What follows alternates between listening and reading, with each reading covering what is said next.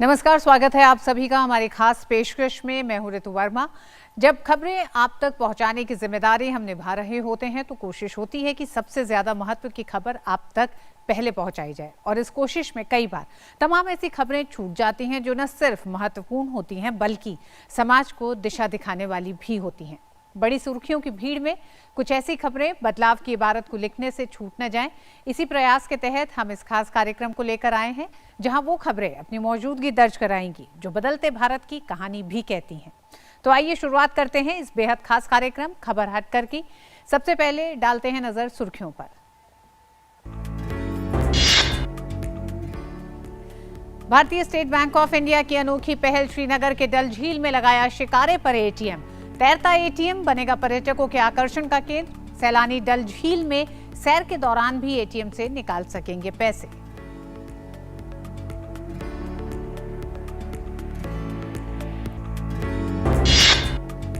अमृतसर के गांव राड़ेवाली में बिना ईंधन और बिजली के बिना पंचचक्की से चल रही है आटा चक्की।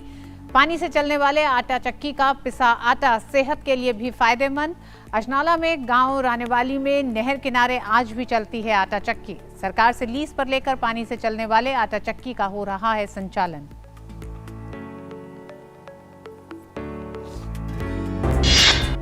इक्कीसवीं सदी में आई डिजिटल क्रांति के बाद संस्थानों और लोगों की निजी जानकारी पर मंडरा रहा है खतरा। सरकार साइबर सुरक्षा को लेकर सजग। लोगों की निजता को सुरक्षित बनाने के लिए सरकार उठा रही है हर संभव कदम।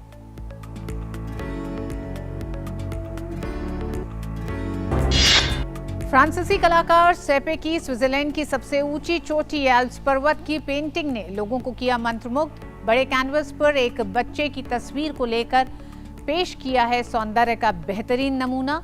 1500 वर्ग मीटर की पेंटिंग में कोयले और चौक से जैसे प्राकृतिक रंगों में बायोडिग्रेडेबल पेंट्स का किया गया है उपयोग। पेंटिंग में एक छोटे बच्चे को प्रकृति के सुंदर वादियों के बीच बादलों में बुलबुले उड़ाने के दृश्य ने लोगों का जीता दिल। बोलीविया के जंगलों में लगी आग से झुलसे दर्जनों जानवर। कम से कम 6 लाख हेक्टेयर का इलाका आग की चपेट में। 8 नगर पालिकाएं घोषित हुई आपदा क्षेत्र। आग पर काबू पाने के लिए पर्याप्त उपकरण उपलब्ध नहीं। मौसम की स्थिति के कारण संरक्षित इलाकों और अन्य गांवों में फैली आग। नीना गुप्ता को मिली बड़ी फिल्म। अमिताभ बच्चन के साथ सूरज बड़जात्या की अगली फिल्म ऊंचाई में आएंगी नजर। सूरज बड़जात्या अपने करियर की सबसे बड़ी और खास फैमिली ड्रामा मूवी के लिए इकट्ठा कर रहे हैं एक जबरदस्त स्टार कास्ट।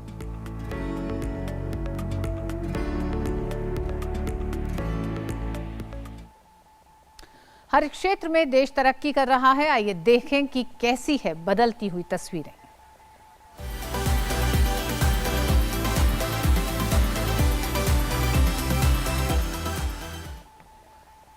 आपने एटीएम तो बहुत देखे होंगे, लेकिन झील पर तैरता एटीएम शायद ही देखा हो। भारतीय स्टेट बैंक ने डल झील पर ऐसी ही एक पहल के जरिए झील के आकर्षण में एक नया आयाम जोड़ा है। देखते हैं श्रीनगर के डल झील से हमारे संवाददाता शब्बीर डार की एक खास रिपोर्ट।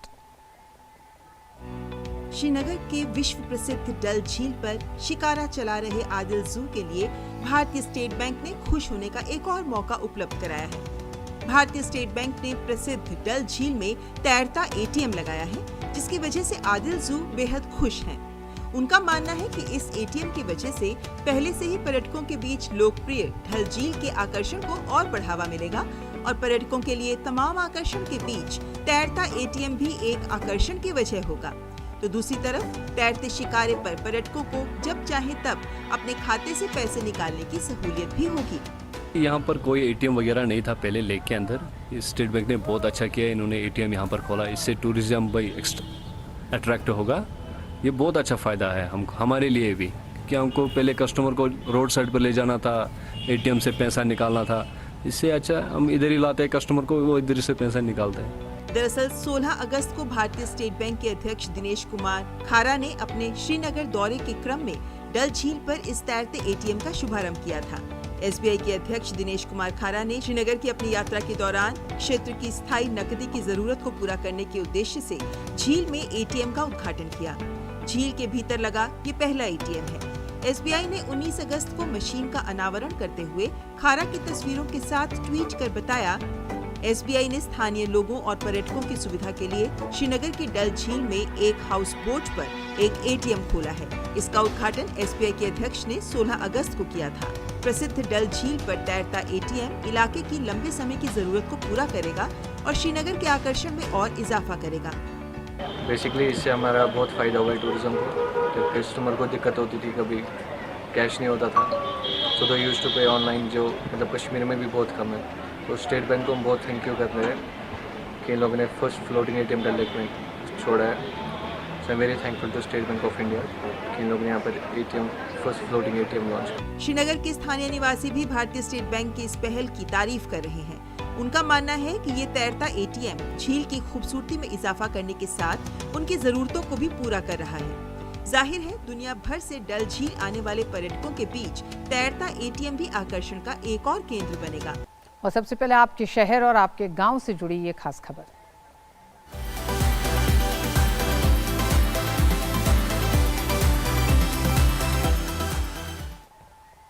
देश में बहुत से ऐसे भी इलाके हैं जहां गैर सरकारी संस्थाएं भी ग्रामीण इलाकों में लोगों तक स्वास्थ्य सुविधाएं प्रदान करने में अपनी भूमिका निभा रही हैं।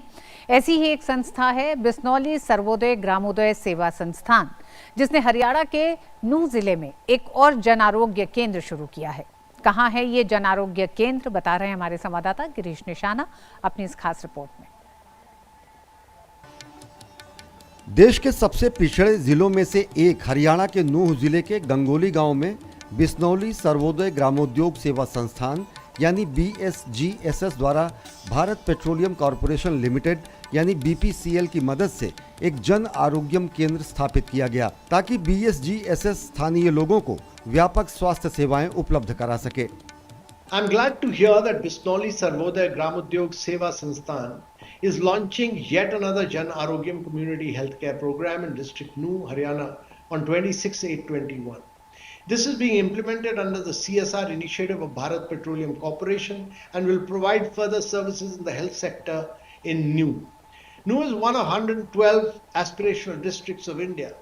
It has shown progress in some of the critical indicators in health since the inception of the Aspirational District Program in April 2018. Noo even won ₹3 crores under the Financial Inclusion and Skill Development theme of the Aspirational District Program in 2019. But it needs further attention for improving the outcomes related to health and nutrition, and the initiatives undertaken by BSGSS are highly valuable in this respect. गुरुवार को इस जन आरोग्यम केंद्र का औपचारिक रूप से उद्घाटन हुआ। इस मौके पर ग्रामीणों के लिए निःशुल्क स्वास्थ्य जांच शिविर का आयोजन किया गया, जिसमें बड़ी संख्या में ग्रामीणों ने अपने स्वास्थ्य की जांच कराई। जन आरोग्यम केंद्र के उद्घाटन समारोह के मौके पर BSGSS द्वारा BPCL की CSR पहल के तहत निःशुल्क स्वास्थ्य शिविर में गंगोली गांव के लोगों ने मधुमेह, एनीमिया और उच्च रक्तचाप की स्क्रीनिंग कराई। इसके अलावा शिविर के दौरान ग्रामीणों को निःशुल्क दवाएं भी प्रदान की गईं। हर घर में स्वास्थ्य चिकित्सा उपलब्ध हो, इस चुनौती का सामना करते हुए भारत पेट्रोलियम कॉरपोरेशन लिमिटेड और बिस्नौली सर्वोदय ग्रामोद्योग सेवा संस्थान, हमारी गैर सरकारी संस्था, ने इस चुनौती का एक बहुत महत्वपूर्ण समाधान निकाला है। आज भारत के सबसे पिछड़े जिले नूंह के सबसे पिछड़े गांव गांगोली में एक आधुनिक चिकित्सा केंद्र स्थापित किया गया है, जिसमें टेस्ट करने के आधुनिक उपकरण हैं, एक निःशुल्क फार्मेसी है और ट्रेन डॉक्टर्स हैं। सप्ताह के 6 दिन गांगोली के और आसपास के गांव के लोगों को यहाँ पे निःशुल्क चिकित्सा और टेस्ट किए जाएंगे। गौरतलब है कि बिस्नौली सर्वोदय ग्रामोद्योग सेवा संस्थान एक गैर सरकारी संस्था है, जो कि पिछले 2 दशक से दिल्ली, उत्तर प्रदेश, पंजाब और हरियाणा समेत कई राज्यों में महिला सशक्तिकरण और स्वास्थ्य सेवा के क्षेत्र में कार्यरत है। और अब बात परंपरा और विरासत की।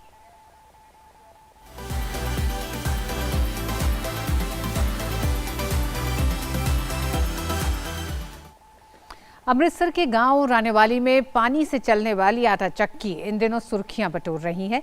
दरअसल विकास की दौड़ में चक्की बिजली और जनरेटर से चलने लगी थी, लेकिन रानीवाली गांव के ग्रामीणों ने अपने पारंपरिक चक्की को एक बार फिर से पुनर्जीवन दिया है।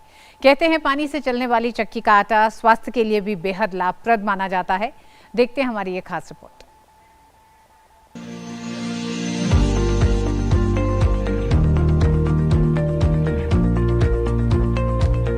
आपने अमूमन बिजली से चलने वाला चक्की का आटा ही खाया होगा, लेकिन ये जो दृश्य आप देख रहे हैं ये कोई बिजली से चलने वाली चक्की नहीं बल्कि पानी से चलने वाली चक्की के हैं।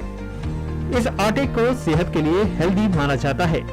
आज चाहे बिजली से चलने वाली आटा चक्की से पिसा हुआ गेहूं लोग ज्यादा खाते हैं, लेकिन आज भी रवायती पानी से चलने वाली चक्की से पिसा हुआ गेहूं खाने वाले लोग हैं। लोग जानते हैं कि ये सेहत के लिए भी फायदेमंद होता है। अमृतसर के सरहदी इलाके अजनाला में गांव रानेवाली में आज भी नहर के किनारे आटा चक्की चलती है, जिसको घराट कहा जाता है। ये सरकार से लोग लीज पर लेकर चला रहे हैं। इस आटा चक्की में काम करने वाले रणजीत सिंह का कहना है कि ये मार्च 1911 में शुरू की गई थी और आज तक चल रही है, लेकिन कुछ मरम्मत की जरूरत है और यहाँ की छत भी सरकार को रिपेयर करवानी चाहिए, क्योंकि जब बरसात होती है तो यहाँ आटा पिसना बंद हो जाता है। भाजी पानी ना चलते घराट पिछो पानी चलाईदा वा ਉਹ ਫਟਿਆ ਪੁੱਟੀ ਦਾ ਤੇ ਚੱਲਣ ਡਿਆ ਪੈਂਦੀਆਂ ਚੱਕੀਆਂ ਥੱਲੇ ਪੱਖੇ ਲੱਗੇ ਆ ਇਹਦੇ ਭਾਈ ਆਟਾ ਠੰਡਾ ਹੁੰਦਾ ਵਾ ਵਾਵਾ ਵਧੀਆ ਵਾ ਸਿਹਤ ਨੂੰ ਆਪਣੀ ਨੂੰ ਸਹੀ ਆ ਅਸੀਂ ਆਨੇ ਭਾਈ ਇਥੋਂ ਆਟਾ ਆਣ ਕੇ ਖਾਓ ਆਪਣੀ ਸਿਹਤ ਵਾਸਤੇ ਵਾਵਾ ਵਧੀਆ ਵਾ ਵੀ ਹੁਣ ਜੋ ਵੀ ਆ ਸਾੜਾ ਅਸੀਂ ਵਿੱਚ ਸੂਰਾ ਰਹਿਣ ਦੇਣਾ ਇਹਦੇ। वहीं आटा पिसवाने आए ग्राहकों का कहना है कि बिजली से पिसने वाला आटा गर्म होता है, जबकि पानी से चलने वाली चक्की से पिसने वाला आटा ठंडा होता है। चाहे इस चक्की से पिसने वाला आटा जितना मर्जी बारीक पीस लें, लेकिन ज्यादातर लोग छिलके वाला आटा खाना ही पसंद करते हैं, क्योंकि उसमें गेहूं की पौष्टिकता बरकरार रहती है। ये देखो जी पानी दे नाल चलदी आ, ਇਹਦਾ ਮਤਲਬ ਆਟਾ ਜਿਹੜਾ ਬਹੁਤ ਵਧੀਆ ਹੁੰਦਾ ਤੇ ਪਾਣੀ ਨਾਲ ਚੱਲਦੀ ਆ, ਕਈ ਫਾਇਦੇ ਇਹਦੇ ਵਿੱਚ। ਕਿਉਂ ਬਿਜਲੀ ਦਾ ਆਟਾ ਜਿਹੜਾ ਗਰਮ ਹੁੰਦਾ, ਇਹ ਠੰਡਾ ਆਟਾ ਹੁੰਦਾ। ਪਾਣੀ ਦੀ ਚੱਕੀ ਚੱਲ ਰਹੀ ਹੈ, ਇਹਦਾ ਇਹ ਫਾਇਦਾ ਦੇਖੋ ਠੰਡਾ ਆਟਾ ਉਹ ਜਿਹੜਾ ਸੜ ਕੇ ਆਟਾ ਨਿਕਲਦਾ ਇਹ ਉਤਰਾ ਨਿਕਲੀ ਜਾਂਦਾ। ਇਹਦਾ ਆਪਣੀ ਮਰਜ਼ੀ ਨਾਲ ਜਿੰਨਾ ਮਰਜ਼ੀ ਮੋਟਾ ਕਰੋ ਬਰੀਕ ਕਰੋ, ਉਹਨੂੰ ਪੁੱਛ ਲੈਣਾ ਵੀ ਕਿੱਥੇ ਤੱਕ ਸੈੱਟ ਹੋਣ ਡਿਆ, ਸੈੱਟ ਕਰ ਲਓ ਬਸ। ਇਹ ਆਟੇ ਨਾਲ ਵੇਖੋ ਇੱਕ ਤਾਂ ਆਪਾਂ ਰੂਲੇ ਦੀ ਜਿਹੜੀ ਰੋਟੀ ਖਾਂਦੇ ਹਾਂ ਉਹਦਾ ਜਿਹੜੀ ਸਹੀ ਚੀਜ਼ ਆ ਉਹ ਤਾਂ ਲੱਥ ਜਾਂਦੀ ਹੈ। ਜਿਹੜਾ ਇਹ ਆਟਾ ਇਹ ਤਾਕਤਵਰ ਹੈ, ਇਸ 'ਤੇ ਕੋਈ ਛਿਲਕਾ ਨਹੀਂ ਲੱਥਣਾ, ਕੋਈ ਰੂਲਾ ਨਹੀਂ ਲੱਗਣਾ, ਇਹਦਾ ਆਪਣੇ ਹੱਥੀ ਸਾਹਮਣੇ ਆਪਣੇ ਹੋਣਾ ਸਭ ਕੁਝ। ਇਹ ਆਟੇ ਦਾ ਜੀ ਬਿਲਕੁਲ 100% ਤੱਤ ਜਿਹੜੇ ਕਣਕ ਦੇ ਨੇ ਤੱਤ ਪੂਰੇ ਦੇ ਪੂਰੇ ਰਹਿੰਦੇ ਨੇ। ਬਿਲਕੁਲ ਠੰਡਾ ਆਟਾ ਤਾਕਤਵਰ ਆਟਾ ਹੈ, ਆਪਣੀ ਸਿਹਤ ਵਾਸਤੇ ਬਹੁਤ ਹੀ ਵਧੀਆ ਆਟਾ ਜੀ।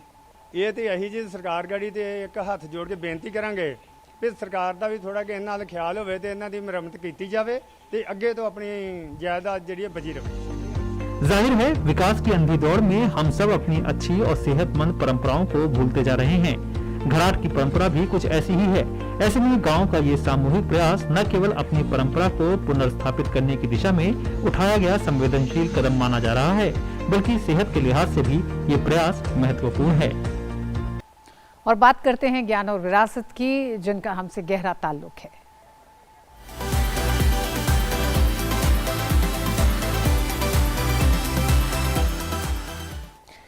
21वीं सदी में आई डिजिटल क्रांति ने लोगों की जिंदगी को पूरी तरह से बदल दिया है। इस क्रांति के कारण संचार के संसाधनों ने न सिर्फ लोगों के बीच की दूरी को कम किया है, बल्कि व्यवस्थाओं जैसे बैंकिंग और हर क्षेत्र से जुड़े कार्यों को बेहद सरल और आसान बना दिया है। लेकिन एक ओर जहां डिजिटल क्रांति के कारण हमें सहूलियत मिली है, तो दूसरी ओर साइबर सुरक्षा जैसी चुनौतियां भी हमारे सामने कई रूपों में आई हैं। बैंकिंग, सार्वजनिक सेवाएं, शिक्षा और स्वास्थ्य सेवाओं के मोर्चे पर तमाम मुश्किलों से दो चार होना पड़ रहा है। सरकार भी इन चुनौतियों को लेकर सजग है और लोगों के आंकड़ों को सुरक्षित बनाने की दिशा में हर संभव कदम उठा रही है।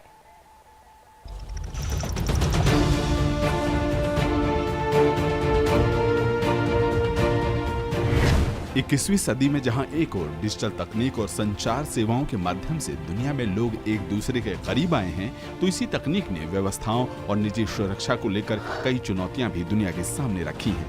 बैंकिंग व्यवस्था से लेकर सार्वजनिक सेवाओं तक, शिक्षा और स्वास्थ्य सेवाओं से लेकर इंडस्ट्री 4.0 तक डिजिटल तकनीक ने साइबर सुरक्षा के मोर्चे पर कई मुश्किलें पैदा की हैं। साल 2013 के बाद साइबर अटैक के कई मामलों में दुनिया का ध्यान अपनी ओर खींचा है। माई स्पेस, जिंगा, लिंक्डइन, एडोब और ईबे जैसे बड़े संस्थानों के 14 से 36 करोड़ अकाउंट के डेटा हैक किए गए। साल 2014 में याहू के सर्वर पर 3 अरब लोगों के नाम, पते, पासवर्ड, जन्मदिन और सिक्योरिटी क्वेश्चन तक हैक हो गए। साल 2018 में फेसबुक से 5 करोड़ से ज्यादा अकाउंट डिटेल चुराए गए, जिसे कंपनी ने खुद स्वीकार किया। रिसर्च रिपोर्ट साइबर के मुताबिक 26 करोड़ से ज्यादा फेसबुक और ट्विटर अकाउंट डिटेल बेचे जा चुके हैं। कई बड़े नेताओं के ट्विटर अकाउंट डिटेल हैक होने के बाद फिरौती के लिए बिटकॉइन की मांग की खबरें आसानी से ऑनलाइन पर तलाशी जा सकती है। हर 40 सेकंड में एक साइबर अटैक की कोशिश होती है और साइबर सिक्योरिटी पर दुनिया भर में $6 ट्रिलियन खर्च होने की उम्मीद है। कोविड के दौरान साइबर क्राइम की तादाद में काफी बढ़ोतरी दर्ज की गई और भारत भी इससे अछूता नहीं रहा। IBM की रिपोर्ट के मुताबिक साल 2019 में एक साइबर क्राइम का पता लगाने में औसतन 206 दिनों का वक्त लगा। ऐसे में साइबर सिक्योरिटी ने देश के सामने चुनौतियां भी रखी हैं और युवाओं के सामने अवसर के बड़े मौके भी। एक समय था जब देश की सुरक्षा जल, थल और नभ की सुरक्षा से ही संबंधित थी। अब सुरक्षा का दायरा जीवन के हर क्षेत्र से जुड़ गया है और इसकी बहुत बड़ी वजह आतंकवाद जैसे हथकंडे हैं। इसी तरह साइबर अटैक एक ऐसा नया मोर्चा खुल गया है जिसने सुरक्षा का पूरा आयाम ही बदल दिया। एक जमाना था जब सुरक्षा के लिए बड़े बड़े हथियार मंगाने होते थे। अब एक छोटे से कमरे में छोटे से कंप्यूटर से भी देश की सुरक्षा का एक पहलू संभालना पड़े ऐसी स्थिति बन चुकी है। और इसलिए हमें परंपरागत डिफेंस आइटम के साथ ही 21वीं सदी की टेक्नोलॉजी और उस टेक्नोलॉजी ड्रिवेन आवश्यकताओं को देखते हुए ही हमें एक फ्यूचरिस्टिक विजन के साथ काम करना होगा।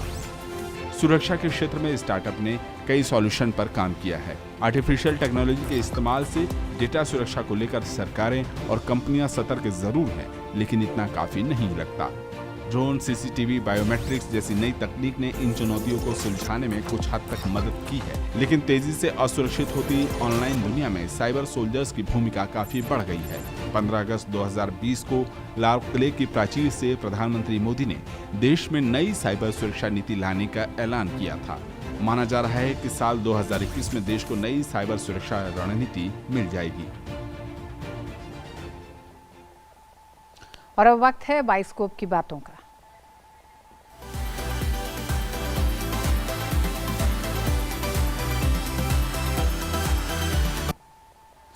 सूरज बड़जात्या नई फिल्म बना रहे हैं जिसका नाम होगा ऊंचाई।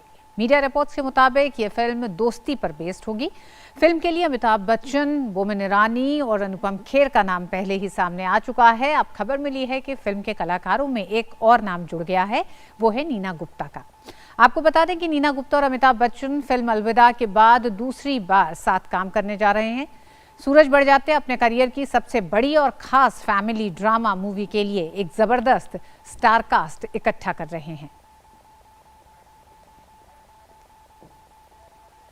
एक्ट्रेस कंगना रनौत लंबे समय से अपनी अपकमिंग फिल्म थलाइवी को लेकर चर्चा में बनी हुई हैं। उनकी इस फिल्म की रिलीज डेट कई बार टाली जा चुकी है।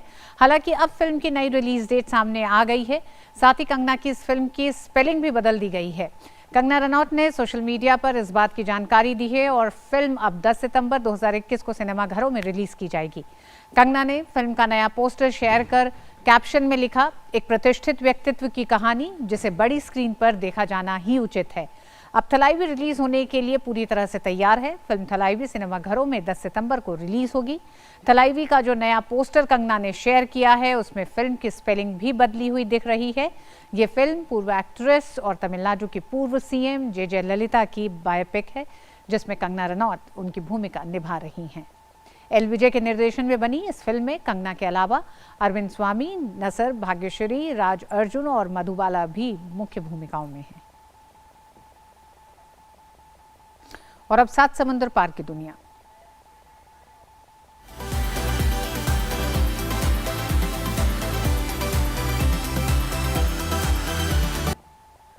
फ्रांस में एक आनंदमय एम्फीबियस बस यात्रा से यात्रियों के चेहरों पर मुस्कुराहट खिल उठी है। पानी पर चलने वाली ये बस सीन नदी से होकर जब गुजरती है तो यात्री उमंग और उल्लास से भर उठते हैं। पर्यटकों को पेरिस की सड़कों से जलमार्ग से जुड़ने वाली ये बस सेवा भ्रमण का बेहतरीन और सुगम विकल्प बनकर उभरी है। पानी की लहरों में बस की धीमी गति नाव जैसा आनंद देती है। बस से यात्रियों को एफिल टावर सहित कई दर्शनीय स्थलों का नजारा देखने को मिलता है। बस में सवार यात्री नाव और बस दोनों के मिश्रण का आनंद उठा रहे हैं।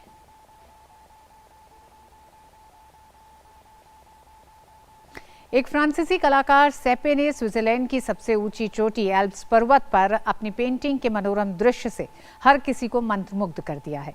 फ्रांसीसी कलाकार ने एल्प्स पर्वत के बड़े कैनवास पर एक बच्चे की तस्वीर को उकेर कर सौंदर्य का बेहतरीन नमूना पेश किया है। 1500 वर्ग मीटर की पेंटिंग में कोयले और चौक जैसे प्राकृतिक रंगों से बने बायोडिग्रेडेबल पेंट्स का उपयोग किया गया है, जिसमें एक छोटे बच्चे को प्रकृति के सुंदर वादियों के बीच बादलों में बुलबुले उड़ाते हुए दिखाया गया है। अपनी पेंटिंग से कलाकार दुनिया को चिंता और तनाव से दूर ले जाना चाहता है। सेपे ने दक्षिण अफ्रीका में एक गरीब झोपड़ी से लेकर जिनेवा में संयुक्त राष्ट्र के यूरोपीय मुख्यालय को भी अपनी पेंटिंग से सजाया है।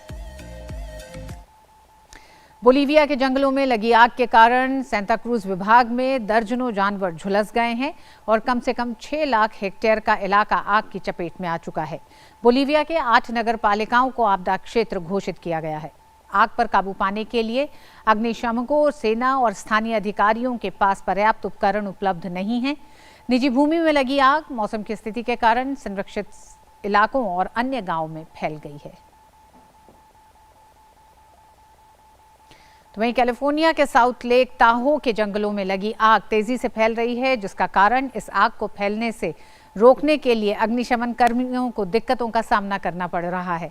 अब तक ये आग 1,36,000 एकड़ से ज्यादा इलाके को अपने चपेट में ले चुकी है। कैलिफोर्निया के जंगलों में लगी आग पिछले सप्ताह एक राजमार्ग तक पहुंच गई थी। अब ये अधिक आबादी वाले क्षेत्रों के नजदीक पहुंच गई है, जिससे कि खतरा बढ़ गया है। लेकिन अग्निशमन दल आग पर काबू पाने की कोशिश में लगातार जुटा है।